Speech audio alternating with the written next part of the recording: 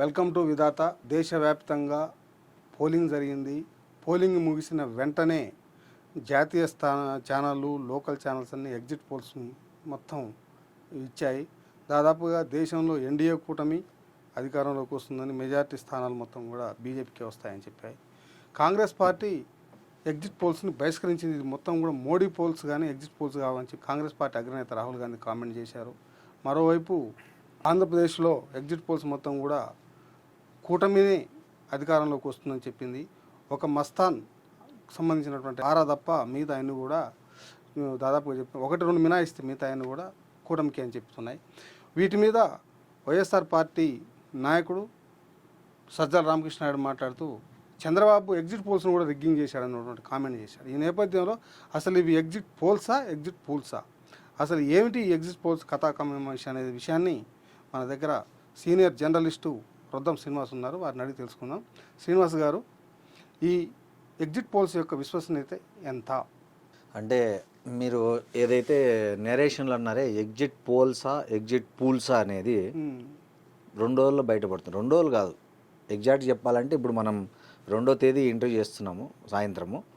So just 24 hours, maximum 30 hours తర్వాత అవి పోల్సా pools అనేది తెలుస్తుంది.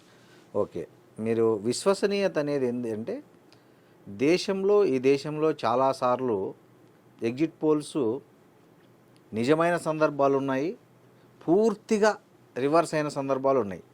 మీరు నిన్నగాక మొన్న ఒక మంచి విధాతలోనే ఒక ఆర్టికల్ రాశారు, ఎప్పుడెప్పుడు ఎగ్జిట్ పోల్స్ ఫెయిల్ అయినాయి అనేది మంచి ఎగ్జాంపుల్స్తో మన విధాత ఈ పేపర్లోనే మంచి వార్త కూడా వచ్చింది.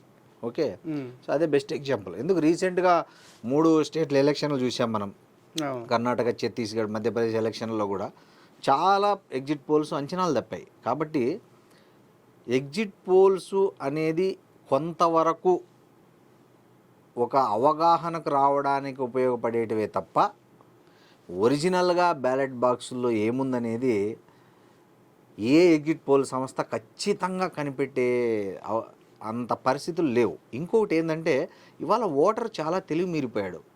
ఇప్పుడు మీరు కోటిరెడ్డి ఉన్నారు, కోటిరెడ్డి సపోజ్ ఒక పార్టీకి అనుకూలమైన వ్యక్తి అన్నప్పుడు కోటిరెడ్డి మాట్లాడితే కోటిరెడ్డికి అనుకూలంగా చెప్తున్నారు. కోటిరెడ్డి నమ్మేసి దాన్ని ప్రజల ఒపీనియన్గా అమ్ముకుంటే అది కోటిరెడ్డి తప్పు అవుతుంది, ఓటర్ తప్పు కాదు, ఓటు అట్లా వచ్చిండదు. ఇప్పుడు రొద్దం శ్రీనివాస్ ఉన్నాడు, రొద్దం శ్రీనివాస్ ఒక పార్టీకి అభిమాని అనుకోండి, రొద్దం శ్రీనివాస్ అడిగినప్పుడు రొద్దం శ్రీనివాస్కి ఏది అనుకూలం అది చెప్తారు. ఈ ప్రజలు కూడా ఎట్లున్నారంటే తానొప్పక నొప్పించక తప్పించక తిరుగువాడు ధన్యుడు సుమతి అని సుమతి శతకంలో చెప్పాడు కదా. వాడిని నొప్పించద్దు, ఈయన నొప్పించద్దు, నువ్వు నొప్పించద్దు, ఎవరికి చెడ్డ కావద్దు, అందరికి మంచి. సర్వేలో 500-1000 శాంపిల్స్ తీసుకుంటారు. అవును, అంటారు. నియోజకవర్గానికి పర్ఫెక్ట్గా నాకు తెలిసినంత వరకు ఒక నియోజకవర్గానికి సంబంధించి పీపుల్స్ పల్స్ తెలాలంటే అన్ని ప్రాంతాలకు సంబంధించి మినిమం 2% ఉన్న ఓటర్లలో 2% శాంపుల్ తీస్తే అక్కడికి కూడా 50-60% అక్యురసీ ఉంటుంది తప్ప 100% అక్యురసీ అక్కడ కూడా రాదు. అసలు ఈ సర్వే సంస్థలు 2% కాదు కానీ కనీసం 1000-2000 లేదు. చాలా సర్వే సంస్థలు, నేను పేరు చెప్పకూడదు, ప్రముఖ సర్వే సంస్థలు నాకు తెలిసినంత వరకు ఈసారి ఏమైపోయిందంటే వాళ్ళకు వరుస ఎలక్షన్స్, ఇటు తెలంగాణ, అటు ఆంధ్రప్రదేశ్, అటు పార్లమెంటు, అటు అభ్యర్థులు ఎక్కువైపోయి ఒక 3 పార్టీలు 4 పార్టీలు ఇండిపెండెంట్లు పోటీ చేయడం వల్ల ఏమైపోయిందంటే వాళ్ళకి అదేదో చెప్తారు చూడు, మంది ఎక్కువైతే మజ్జిగ పలసన అయిపోతుందంట. ఆ సామెతలాగా ఈ ఊరికే మామ అనిపించిన సర్వేలు చాలా ఉన్నాయి. అవన్నీ మనము రేపు బయటపడతాయి, వాళ్ళు ఎట్లా సమర్థించుకుంటారో ఎట్లా. అదేదో కొన్ని సంస్థలు అట్లా చేసినా కూడా సక్సెస్ అయ్యే అవకాశం ఉంది. గుడ్డోడు గుట్లో రాయేస్తే తగులుకుంటుంది ఓసారి అన్నట్లు ఈ కొన్ని సంస్థలు అట్లా కూడా తగులుకుంటాయి. నేనేమంటానంటే ఇంకోటి ఇక్కడ మనం చేదు నిజం ఏంటంటే చాలా సర్వే సంస్థల వెనక రాజకీయ పార్టీలు ఉన్నాయి. ఆ రాజకీయ పార్టీల నేతలు వాళ్ళు ఇచ్చే ఫండ్స్తో ఈ సర్వేలు చేస్తారు. రాజకీయ నేతల దగ్గర తర్వాత పోదాం. నేను విశ్వసనీయత అన్నారు, మీరు విశ్వసనీయతకు సంబంధించి అక్కడికి వచ్చిన పాయింట్లలో రాజకీయ నేతలు ఎవరు ఏమిటి ఒక పాయింట్ పక్క పెడితే అసలు మీరు ఒక మీరు అడిగిన ప్రశ్న అనేది, మీరు అడిగిన సమాధానం 2% పీపుల్ని సర్వే చేస్తే కానీ సాధ్యం కాదు అన్నారు. అసలు 2% పీపుల్ అనే అంశాన్ని మనం పక్కకు పెడితే ఆ. కనీసం ఒక 2000 మందినన్నా చేశారా? లేదు, 5000 మందినన్నా చేస్తున్నారు. చాలా సంస్థలు చేయలేదు, చాలా సంస్థలు చేయలేదు. నాకు తెలిసిన చేయనప్పుడు ఎట్లా చెప్పుకో అదే రాంగ్ అంటున్నా. Most of the we wrong. Exit polls కు మించిన ఫలితాలు మనం ఈసారి చూడబోతున్నాము. అది రాష్ట్ర స్థాయిలో కానివ్వండి, దేశ స్థాయిలో కానివ్వండి అనేది నాకున్న అనుభవంతో చెప్తున్నమాట. బహుశా నేను కూడా ఫెయిల్ కావచ్చు, పాస్ కావచ్చు, అది వేరే విషయము. But as per my knowledge ఈసారి ఎగ్జిట్ పోల్స్కు మించిన ఫలితాలను మనం చూస్తాము అనేది నాది. ఎందుకంటే నిజంగా ప్రజలు మనం సర్వే సంస్థ పోతాం, అతను పోయినప్పుడు ఒక 4 పారామీటర్లు, నువ్వు ఎందుకు వేద్దాం అనుకుంటున్నావు, పలానా వాళ్ళకి వేయడానికి ఉద్దేశం ఏంది, లేకపోతే నిన్ను ఆకర్షించింది ఏంది, చేసింది ఏంది, ఇవన్నీ కూడా 4 ప్రశ్నలు ఇస్తాడు. అన్ని ప్రశ్నలకు సమాధానం చెప్పే ఓపిక నిజంగా ఓటర్ లేదు. వీళ్ళు రాసుకొచ్చుకునే లేదు. ఇవాళ ఇంకో చేదు నిజం చెప్తా నేను. ఇవాళ సెఫాలజిస్ట్ ఎట్లయిపోయినారంటే, ఇప్పుడు కోటిరెడ్డి పోటీ చేస్తున్నాడు, కోటిరెడ్డి గెలుస్తాడా లేదా సర్వే చేయాలంటే అతని ఫేస్బుక్ పేజీకి, అతని యూట్యూబ్లో అతనికి ఏదన్నా ఛానల్ ఉంటే దాంట్లోకి, అతని ఇన్స్టాగ్రామ్ అకౌంట్లోకి పోతున్నారు. దాంట్లో కామెంట్లు చూస్తున్నారు. కామెంట్లు చూసి ఎక్కువ నెగిటివ్ ఉంటున్నాయా, పాజిటివ్ ఉంటున్నాయా, దాన్ని బట్టి కూడా గెలుస్తాడో ఓడతాడో చెప్పేస్తున్నారు. ఈడే హైదరాబాద్లో ఏసీ రూమ్లో కూర్చొని రీల్స్ చూసుకుంటా ఆ లీడర్ మాట్లాడింటాడు, అది అప్లోడ్ చేసింటారు వాళ్ళ ఛానల్లోనూ ఏదో ఒకటి. దాని కింద కామెంట్లు చూస్తారు. ఇప్పుడు ఆ కామెంట్ చేసినోడు ఆ కాన్స్టిట్యున్సీ వాడా, పక్క కాన్స్టిట్యున్సీ వాడా, నిజంగానే ఆ కాన్స్టిట్యున్సీ వాడైతే ఓటరా కాదా, వాడు అమెరికాలో ఉండి కామెంట్ చేసినాడా, ఆస్ట్రేలియాలో ఉండి కామెంట్ చేసినాడు, వీడికి సంబంధం లే. వాడికి ఏదంటే ఏదో ఒక బేస్ అంటే అడే ఒక 10 కామెంట్లు ఉన్నాయి, 6 నెగిటివ్ వచ్చినాయి, 4 పాజిటివ్ వచ్చినాయి అంటే, సార్ మీకు 10% లెస్లో ఉన్నారు సార్, మీరు 10% ఇంకా పెంచుకోవాలి సార్. పెంచుకోవాలంటే కొన్ని చేయాలా సార్, దానికి ఇంకా 2-3 సర్వేలు చేయాలా సార్, ఖర్చు అవుతుంది సార్. ఈ పరిస్థితి అయిపోయింది. రాజకీయ నాయకులకి అసలు ఖర్చు కంటే కొసర ఖర్చు ఎక్కువ అయిపోయింది ఈ సర్వేల పేరుతో. యాక్చువల్గా రియల్గా చేయాలంటే 1500 శాంపిల్స్ అన్నది తీయాలి మినిమం. ఒక్కొక్క శాంపుల్ తీయడానికి 28 ప్రశ్నలు ఉంటాయి దాంట్లో. అంటే ఇప్పుడు అందరూ ఎట్లా, ఇప్పుడు నువ్వు ఏం చెప్పినా కూడా నువ్వు ఏ పార్టీకి ఓటు వేయబోతున్నావో తెలుసుకునేకి క్వశ్చనీరింగ్ ఉంటుంది. అది ఒక ఎవరు ఐఐటి చేసిన వాళ్ళైతే కరెక్ట్గా దాన్ని లాజికల్గా అన్ని రకాలుగా వాళ్ళు తిప్పి వాడు ఏం చెప్పినా దాడు ఏదో దాంట్లో దొరుకుతుంది చూడు, కన్ఫెషన్ స్టేట్మెంట్ లాగా డిఫరెంట్ క్వశ్చన్స్ అడిగి నిజాన్ని ఒప్పిస్తారు చూడు పోలీసులు. అట్లా ఈ సర్వేకి పోయిన వ్యక్తి కూడా అతను సొంత తెలివితేటలు ఉపయోగించకుండా ఆ ఉండే ప్రశ్నలు అన్నీ అడుగుతాడు, టిక్కులు పెట్టుకుంటాడు. సో దాన్ని బట్టి ఎవరైతే ఈ ఐఐటి లాంటి పెద్ద చదువులు చదివినోడు వాడు గెస్ట్ చేస్తాడు. ఈ ప్రశ్నలన్నింటినీ చదివిన తర్వాత ఆన్సర్లు ఇతను ఏ పార్టీ ఓటర్ అనేది అతనికి తెలిసేలాగా ఉంటుంది. సో ఇప్పుడు అవన్నీ జరగట్లే. ఫేస్బుక్లో కామెంట్లను చూసి కొంతమంది రిపోర్ట్లు ఇచ్చేస్తున్నారు, వాడి ఇన్స్టాగ్రామ్ పేజ్లో కామెంట్లను బట్టిస్తున్నారు, యూట్యూబ్లో బట్టిస్తున్నారు. లేదు ఒక గుంపగుత్తగా ఇప్పుడు ఒక వీధి అంతా ఒక ఆపోజిట్ పార్టీ ఉంటుంది, ఈడు ఆ వీధిలోకి పోతాడు, ఆ వీధిలో 10 మంది చెప్తారు వానికి వ్యతిరేకంగా, పక్క వీధి మొత్తం వానికి పాజిటివ్ ఉంటుంది, ఆ పక్క పోయింటాడు వీడు. సో ఇది అంత అశాస్త్రీయమైన విధానంలో. నేను ఆంధ్రజ్యోతిలో ఉన్నప్పుడు శాంపిల్ సర్వే ఒకటి చేశాను. అవును, చేసినప్పుడు 2004లో నేను ఖైరతాబాద్ది చూడాల్సి వచ్చింది. సరే ఇక్కడ ఏదో మన లోకల్ రిపోర్టర్స్గా చెప్పినప్పుడు ఒక రిపోర్టర్ టీడీపీ సమావేశం కడిపి రాసుకున్నాను అంతే. మొత్తం పోయి చూసినా కానీ విజయరామరావు ఓడిపోతున్నాను వచ్చింది. నువ్వు మొత్తం నీ డివిజన్ అంతా టీడీపీ అని రాసుకున్నా. అదే చెప్తున్నా అంటే వాటికి మళ్ళీ రివర్స్ చేయించారు అయాల. అంటే అయాల ఉన్న పరిస్థితి ఏంటంటే మళ్ళీ డివిజన్ వరకు మళ్ళీ ఒక 4 ఎంగేజ్ చేసి చేయించారు. అవును, ఇప్పుడు కూడా ఆ పరిస్థితి ఉందా? ఇప్పుడు కూడా అదే పరిస్థితి. ఇప్పుడు మీరు పిల్లలండి మరి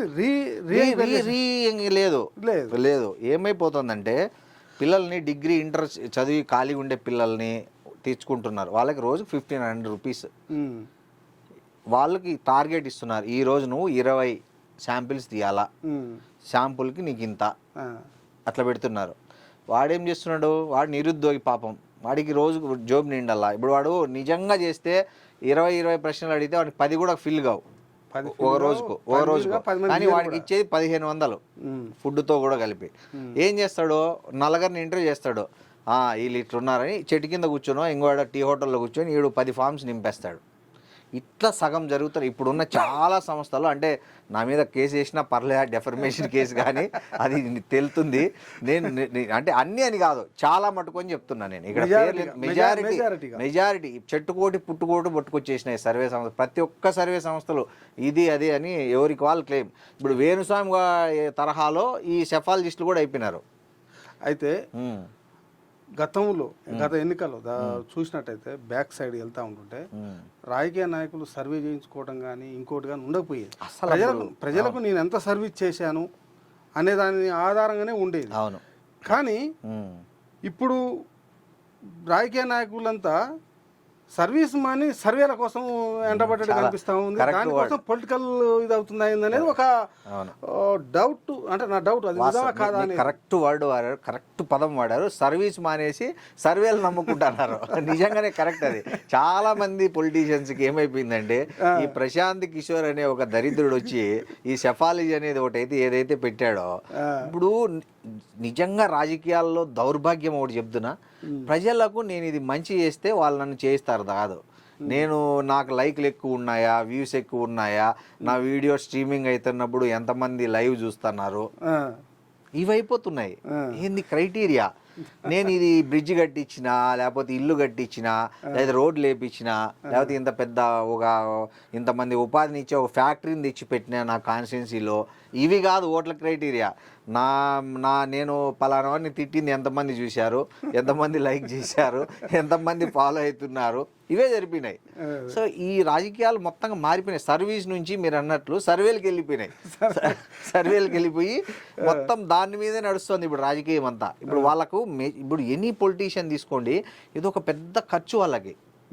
ఓ సోషల్ మీడియా అకౌంట్లు మెయింటైన్ చేసే బ్యాచ్ను, తర్వాత విమర్శించే బ్యాచ్ను, ఫేక్ అకౌంట్లు క్రియేట్ చేసి మెయింటైన్ చేసే బ్యాచ్ను, రకరకాల ఎత్తులు పై ఎత్తులు వేసి దాన్ని తిమ్మిని బమ్మిని చేసే బ్యాచ్లకే వాళ్ళు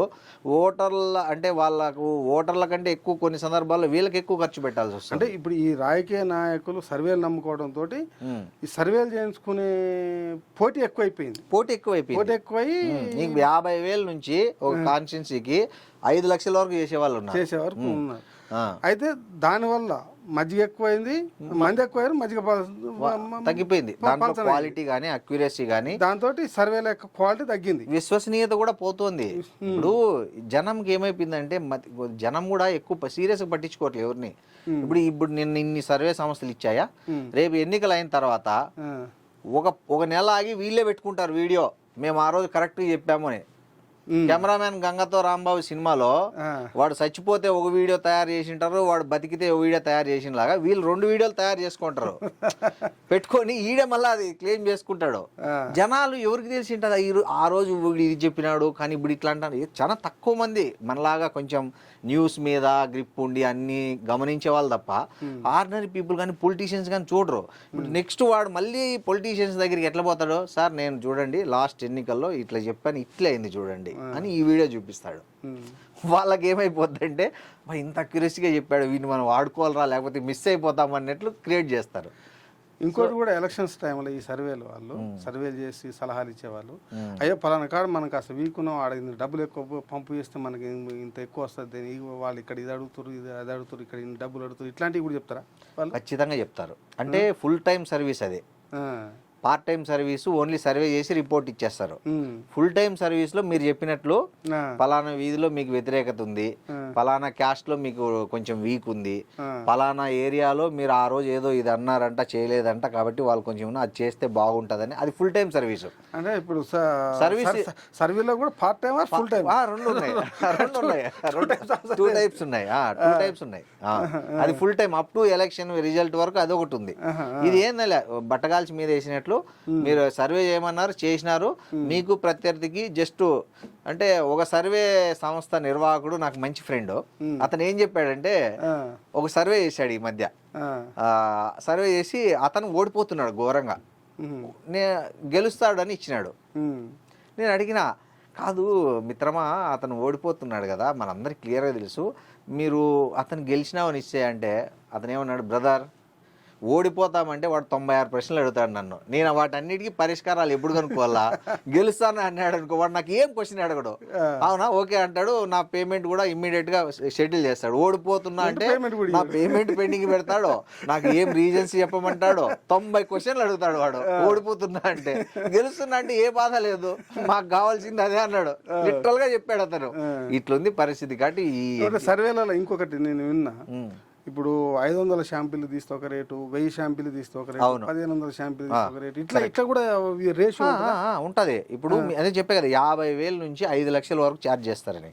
ఇప్పుడు 50,000 సర్వీలు ఏముంటాయంటే, సేమ్ మీ ఫేస్బుక్ అకౌంట్, మీ ఇన్స్టాగ్రామ్ చూసుకుంటారు, మీ కామెంట్లను బట్టి వానికి ఒక జాతకం ఊహించుకుంటాడు. ఈ కోటిరెడ్డి ఊహించుకొని ఒకటి ఇచ్చేస్తాడు సంఖ్యలో. ఈ మీకు ఒక పాత జోక్ ఉంది, మన పాత క్రైమ్ రిపోర్టర్లు ఇయర్ ఎండింగ్ లో క్రైమ్ రివ్యూ రాస్తారు కదా, ఒక సీరియస్ జోక్ అది. ఒక ప్రముఖ దినపత్రిక చెందిన క్రైమ్ రిపోర్టర్ సేమ్ రాసినాడంట. ఆ సబ్ ఎడిటర్ ఎవరో కొంచెం బుర్రున్నోడు గుర్తుపెట్టుకుని, అదేదా నెక్స్ట్ ఈ పోయిన సంవత్సరం ఇంతే ఇచ్చినావు, ఈ సంవత్సరం 10 ఎక్కువ వేసుకోండి సార్ అన్నాడంట, 10% ఎక్కువ వేసుకోండి. అట్లా ఈ సర్వే వాళ్ళు కూడా ఏం చేస్తారంటే, 10 ఎక్కువ వేసుకో, 10 తక్కువ వేసుకో అంటారు. అట్లా అయిపోయింది ఇప్పుడు. లిటరల్గా ఇది పెద్ద సినిమా తీయచ్చు, ఇది వెబ్ సిరీస్ చేయొచ్చు తెలుసా. ఇది చాలా ఉంది దీంట్లో, మోసం ఉంది, హాస్యం ఉంది, కామెడీ ఉంది, ట్రాజిడీ ఉంది, చాలా ఉంది దీంట్లో. చాలా యాంగిల్స్ ఉన్నాయి ఈ సర్వేల్లో. ఎవడైనా కరెక్ట్గా దాన్ని మంచిగా స్టడీ చేసి మంచి వెబ్ సిరీస్ తీస్తే పేలిపోద్ది. ఎవరైనా కొత్త డైరెక్టర్లు ఉంటే ట్రై చేయండి, మంచి గుర్తింపు వస్తుంది మీకు కూడా ఇది ఈ సబ్జెక్ట్ మీద. చివరిగా ఈసారి సర్వేలు ఎన్డీఏ అని ఎక్కువ అన్నారు, ఏపీలో కూటమి అన్నారు. సరే ఆఖరికి ప్రతిపక్ష నాయకుడేమో, అది ఒక ఆయన జాతీయ నాయకుడేమో మోడీ సర్వే అన్నాడు, ఈయనేమో ఎగ్జిట్ పోల్స్ కూడా రిగ్గింగ్ అన్నాడు. సరే ఫస్ట్ టైం విన్నాను ఎగ్జిట్ పోల్ రిగ్గింగ్ అని, తర్వాత ఎప్పుడు అది యాక్చువల్గా జోక్ వచ్చింది, కార్టూన్ వచ్చింది, దాన్ని ఆయన వాడాడు అన్నాడు. ఇవన్నీ పరిశీలన పక్కన పెడితే ఇప్పటి వరకు జరిగినటువంటి రకరకాల ఎగ్జిట్ పోల్స్, ఎగ్జిట్ పోల్స్ మీద కాస్తంత నమ్మకం, అంటే మీడియా సంస్థలు ప్రముఖ మీడియా సంస్థలు రాజకీయ నాయకులు ఎంగేజ్ చేయలేదు, లేదు ఫలానా మీడియా సంస్థలు రాజకీయ నాయకులకు అమ్ముడు పోలేదు, స్వతంత్రంగా నడిచినాయి అన్నప్పుడు జరిగినటువంటి ఎగ్జిట్ పోల్స్ యొక్క ఫలితాలు ఎలా ఉండే, తర్వాత రాను మీడియాలు మొత్తం కూడా రాజకీయాలు కార్పొరేటీకరణ చెందిన తర్వాత వస్తున్నటువంటి ఎగ్జిట్ పోల్స్లలో ఏ విధంగా వస్తుందో దాని రిఫ్లెక్షన్స్ ఎట్లా ఉంటుంది? మంచి ప్రశ్న. ఏంటంటే, ఒకప్పుడు ఈ పొలిటీషియన్స్తో సంబంధం లేకుండా మీడియా సంస్థలు స్వచ్ఛందంగా చేసేటివి. ఎందుకు స్వచ్ఛందంగా చేది, చాలా ఒక సర్వే అనేది చాలా ఖర్చుతో కూడుకున్న అంశం, ఆషామాషికి కాదు. అంటే ప్రతి కాన్స్టిట్యున్సీకి మనుషులు వెళ్ళాలి, వాళ్ళ వెహికల్, వాళ్ళ ఫుడ్డు, వాళ్ళు ఉండడానికి, వాళ్ళకు మళ్ళీ జీతాలు, అలవెన్స్లు, ఇన్ని చాలా ఖర్చుతో కూడుకున్నవి. అనే యావరేజ్గా ఒక కాన్స్టిట్యున్సీకి మినిమం శాంపుల్ 1500 తీయాలంటే కూడా 10 మంది పిల్లలు 4 రోజులు పనిచేయాలి 1500కి. ఎందుకంటే ఒక చోట కాదు, పంచాయతీ వైజ్ వెళ్ళాలా, మండల్ వైజ్ వెళ్ళాలా, వార్డు వైజ్ వెళ్ళాలా, క్యాస్ట్ వైజ్ వెళ్ళాలా, ఏజ్ వైజ్ వెళ్ళాలా, ఏమి అంతే కదా, రిలీజియన్ వైజ్ చూడాలా. శాంపుల్ అంటే ఊరికి ఒక దగ్గర దొరికినవి ఇట్లా తీసేసుకోవడం కాదు.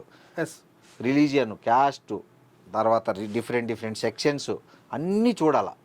అవన్నీ చూడడము ఒక రోజు 2 రోజు, సో 4 రోజులు పనిచేయాలి. అంటే మినిమం, అంటే ఎంత స్వచ్ఛంద సంస్థ సర్వే చేసినా కూడా ఒక కాన్స్టిట్యున్సీకి మినిమం ₹1,00,000 అవుతుంది ఒక పర్ఫెక్ట్ సర్వే చేయడానికి. ఏంది ఖర్చు మాత్రం 1500 శాంపిల్స్కు ఒక ₹1,00,000 అవుతుంది ఖర్చు, నాట్ పేమెంట్, ఖర్చు.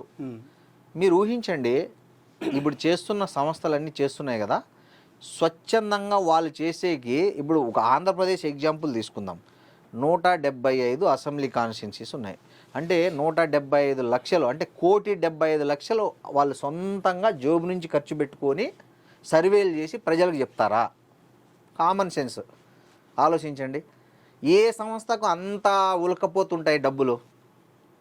ఒక పర్ఫెక్ట్ సర్వే వాళ్ళ సొంత జోబు నుంచి నియోజకవర్గానికి 1,00,000 వేసుకున్న ₹1,75,00,000 పెట్టి వాళ్ళు తెచ్చిన దాన్ని మళ్ళీ ఒక ఐఐటి చదివిన వాళ్ళు 10 మంది కూర్చొని దాన్ని సాగ్రిగేట్ చేసి దానికి ఒక ఆఫీస్ పెట్టుకొని దానికి ఒక రెంట్ కట్టుకుంటా అందజేస్తే దాదాపు ఒక 2 కోట్ల మినిమం ఖర్చు. ఒక రాష్ట్రము చేయడానికి 1 మంత్ టైము 2 కోట్ల రూపాయలు మినిమం ఖర్చు అవుతుంది అన్నీ చేయాలంటే, పర్ఫెక్ట్ చేయాలంటే. ఏ సర్వే సంస్థ 2 కోట్ల రూపాయలు జోబు నుంచి పెట్టి చేస్తే వాళ్ళకి ఏమొస్తుంది దానివల్ల చెప్పండి? వాళ్ళకి ఎవరన్నా ప్రజలు డబ్బులు ఇస్తారా? మనం చూస్తాము, చదువుతాము, గమనైపోతాం. ఏంటి వాళ్ళకి దానివల్ల లాభం? ఒక న్యూస్ ఉంటే న్యూస్ సంస్థ ఉంటే ఆ న్యూస్ సంస్థకు రిపోర్టర్లు ఉంటారు, స్టింగర్లు ఉంటారు. సో వాళ్ళ ద్వారా చేయించుకుంటారు. వాళ్ళకి పెద్ద ఖర్చు ఉండదు. మీడియా సంస్థలకు ఉండదు. ఖర్చు ఉన్నా ఫలితం ఉంటుంది, క్రెడిబిలిటీ పెరుగుతుంది. ఇప్పుడు మనం అనుకుంటున్న చాలా ప్రైవేట్ సర్వే సంస్థలు ఇప్పుడు ఆంధ్రప్రదేశ్ తీసుకుంటే 2 కోట్లు పెట్టి ఎవరంతా చేసుకొని చెప్పాల్సి ఉంటుంది ప్రజల కోసం? 10-20 సంస్థలు చేశాయి 20 సంస్థలు చేశాయి. అంటే దగ్గరగా వాళ్ళు నిజంగా చేసింటే 20 సంస్థలు వేసుకున్న 22 40 కోట్ల రూపాయలు వాళ్ళు సర్వేల మీద పెట్టుబడి పెట్టిండాల. వాళ్ళకి ఎందుకు పెడతారంతా? ఎవరో ఒక రాజకీయ పార్టీ ఉంటే తప్ప. మరి దానికి క్రెడిబిలిటీ ఏముంటుంది? ఇప్పుడు మీరు డబ్బులు ఇచ్చి సర్వే చేయమంటే మీకు అనుకూలంగా ఇస్తారు, నేను డబ్బులు ఇచ్చి సర్వే చేయమంటే నాకు అనుకూలంగా ఇస్తారు. చెప్పావు కదా, అదే ఓడిపోతానంటే 100 ప్రశ్నలు, గెలుస్తా అంటే సింగిల్ ప్రశ్న అడగరంట, ఓడిపోతా అంటే వాడు 90 ప్రశ్నలు అడుగుతాడంట. దానంతటి ఎవరు ఆన్సర్ చెప్పుకునేదని గెలుస్తామని చెప్తారు, ఎవరైనా గెలుస్తామని చెప్తారు. సో అది నడుస్తుంది సర్వేలో. కాబట్టి చాలా సర్వే సంస్థలకి క్రెడిబిలిటీ లేదు, విశ్వసనీయత లేదు. ఇంకో డౌట్ రావాలి మీకు ఇక్కడ. అవును, రాజకీయ పార్టీలు ఎందుకు సర్వేలు చెప్పించుకుంటాయి డబ్బులు ఇచ్చి కొంత అని మీకు డౌట్ రాలే? ఇప్పుడు ఎలక్షన్ అయిపోయింది, మీకు కామన్ డౌట్ రాలే ఇక్కడ? ముందే చేసి పెడతారు కాదు, ఇప్పుడు ఎలక్షన్ అయిన తర్వాత కూడా ఓడిపోతున్నామని తెలిసిన పార్టీలు కూడా కొన్ని సర్వే సంస్థలకు డబ్బులు ఇచ్చి గెలుస్తున్నట్లు ప్రచారం చేసుకుంటాయి. ఎందుకు అని మీకు కామన్ డౌట్ రాలే? ఎందుకంటే పోలింగ్ ఏజెంట్లు కూడా దొరకరు. వాళ్ళు అట్లా గెలుస్తున్నామని ప్రచారం చేసుకోకపోతే కౌంటింగ్ ఏజెంట్లు కూడా దొరకరు. కౌంటింగ్ ఏజెంట్ల కోసం పెడతారు. ఇప్పుడు మీరు ఉన్నారనుకోండి, ఎగ్జాంపుల్, మీ పార్టీ ఓడిపోతుందని మీరు తెలిసిపోతే ఆ ఓడిపోయే పార్టీకి కౌంటింగ్ ఎందుకు రా, ఊరికి ఇంట్లో కూర్చొని ప్రశాంతంగా ఉంది, ఆటికి పోయి అవమానం పడేది ఎందుకు, హాయిగా ఇంట్లో కూర్చుందాంలే, ఆటికి పోయి ఓడిపోయి అందరితో హేళన చేసుకుని అనుకుంటారు. ఏజెంట్లు రారు, స్కిప్ అయిపోతారు, దొరకరు. నాకు బాగలేదు, నాకు ఆ రోజు పని ఉంది, లేకపోతే నాకు ఆ రోజు జ్వరం వస్తుంది, ఏదో ఎస్కేప్ అయిపోతారు. గెలుస్తుంది అంటే అమ్మ గెలుస్తుంది అంటే చేస్తే మనం కౌంటింగ్లో కూర్చొని గెలుస్తుందంట, పోతే మనం కొంచెం అలర్ట్గా ఉండి చేస్తే మనకి ఏదన్నా మళ్ళీ ఫ్యూచర్లో ఏదన్నా గెలిచిన వాళ్ళు ఏమైనా చేస్తారు అనే దానికోసము వాళ్ళలో భరోసా కల్పించడానికి ఇట్లాంటి ఫేక్ సర్వే సంస్థలతో గెలుస్తున్నామని చాలా పార్టీలు చెప్పించుకుంటాయి. పెద్ద పార్టీలు కానీ చిన్న పార్టీలు కానీ. గతంలో అసలు ఇవన్నీ లేవు, అసలు లేవు, ఇవన్నీ లేవు. పేపర్లే ఎగ్జిట్ పోల్స్ వాళ్ళ చేసుకున్న సర్వేలు చెప్పేది. అప్పుడు ప్రజలు కూడా ఎట్లుండే చాలా నిజాయితీగా ఉండేవాళ్ళు. అప్పుడు ఎవరు అడిగినా చెప్పేవాళ్ళు, లేకపోతే ఏం తెలియదని వెళ్ళిపోయారు. ఇప్పుడు ఎట్లుండే ప్రజలు ఎట్లయిపోయారంటే ద మోస్ట్ ఇంటెలెక్చువల్ పీపుల్ ఎవరంటే ఈ ప్రజలు, ఓటర్లు. ఇప్పుడు వాడి ఎవరు అడిగితే వాడు ఫస్ట్ మనల్ని అడుగుతాడు, మీరు ఏ పార్టీకి వేస్తారు చెప్పండి అంటాడు. మనం పలానా పార్టీ అన్నాం అనుకో, మేము ఇంకా ఆలోచించుకుంటామంటాడు. ఆ సంస్థ ఎవరిది అంటాడు, మీకేమొస్తుంది అంటాడు. 96 ప్రశ్నలు అడుగుతాడు. మనం అన్ని 20 ప్రశ్నలు అడుగుదామని పోతాం, వాడు మనల్ని 96 ప్రశ్నలు అడుగుతాడు. కాబట్టి ఓటర్ కూడా చాలా తెలివి మీరిపోయాడు. కాబట్టి ఓటర్లు మనకు చెప్పేవన్నీ నిజాలు కాదు. చాలా చెప్తున్నా కదా, చాలామంది పొలిటీషియన్స్ వెనక తిరిగే వాళ్ళకి ఓట్లు వేసిండ్రు, వేరే వాళ్ళకి వేసింటారు. వీళ్ళకి తెలుసు, వీళ్ళు అనుకుంటారు వీళ్ళు నా వెనక తిరిగినాడు ఇన్ని రోజులు కాబట్టి వేసినాడని. ఇప్పుడు ప్రజాస్వామ్యంలో ప్రజల నాడి కనిపెట్టడం అనేది బ్రహ్మ విద్య, చాలా కష్టంతో కూడుకున్నది, చాలా కష్టంతో. కనుక ఇప్పుడున్నటువంటి ఈ సర్వే సంస్థలు పెట్టినటువంటి ఎగ్జిట్ పోల్స్ రిపోర్ట్స్ అవుతున్నాయో దాన్ని ఎవరు చూసి ఆందోళన పడకూడదు, ఆనందపడకూడదు. ఎగ్జిట్ పోల్స్ రిజల్ట్స్ చూసి వాళ్ళు ఇచ్చిన ఫిగర్లు చూసి ఎవరు ఆనందపడద్దండి, ఆందోళన పడద్దండి. జస్ట్ 30 hours ఆనందన నేను అది పక్కగా పెడితే ఈ ఎగ్జిట్ పోల్స్ ఏవి కూడా ప్రజల అంచనాలను అందుకునే పరిస్థితిలో లేవనే విషయాన్ని మీరు చెప్తున్నారు. 100% అదే చెప్తున్నా. ఎగ్జిట్ పోల్స్కు మించిన ఫలితాలను మనం ఈసారి చూడబోతున్నాము జూన్ 4వ తేదీ. ఇది మాత్రం క్లియర్. Thank you. మా స్టూడియోకి వచ్చి చాలా విలువైన విషయాలు, ముఖ్యంగా ఈ ఎగ్జిట్ పోల్స్ యొక్క రహస్యం, సర్వేల రహస్యాన్ని మీరు బయటపెట్టారు. Thank you.